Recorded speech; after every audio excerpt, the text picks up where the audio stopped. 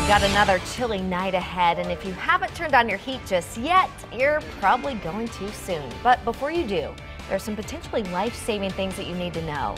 It's this time of year that we see a lot of carbon monoxide poisoning. It's known as the silent killer. Yeah, you can't see it and you can't smell it, but it can kill you. And there are a lot of things you probably use to heat your home that can give off carbon monoxide. Gas or oil furnaces, space heaters, fireplaces, wood-burning stoves.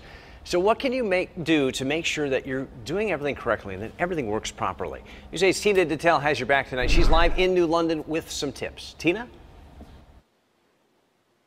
Well, one of the best tips is to make sure you have one of these carbon monoxide detectors, and you want to make sure that you change the battery every single year. Now, if you're not sure if it's working correctly, just test it.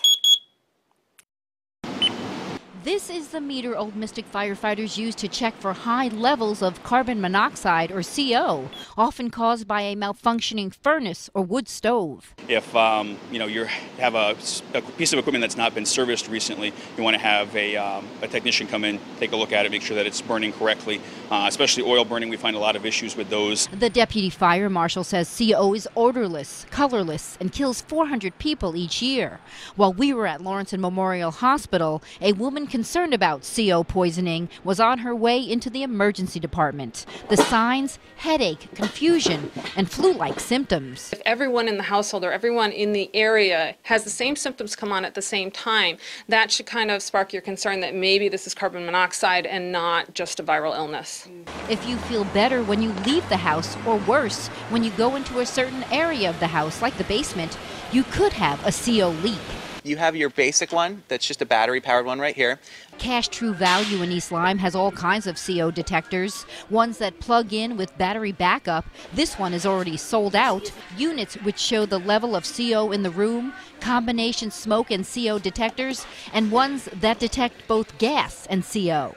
There's also a worry-free unit. There's a sealed battery in here, and it lasts for 10 years, so you don't have to do anything for a decade, except for after that time, replace the whole unit. If you have a taller area you want to put one in, it's good to put one of those up too, because you don't have to worry about climbing a ladder every year to replace it.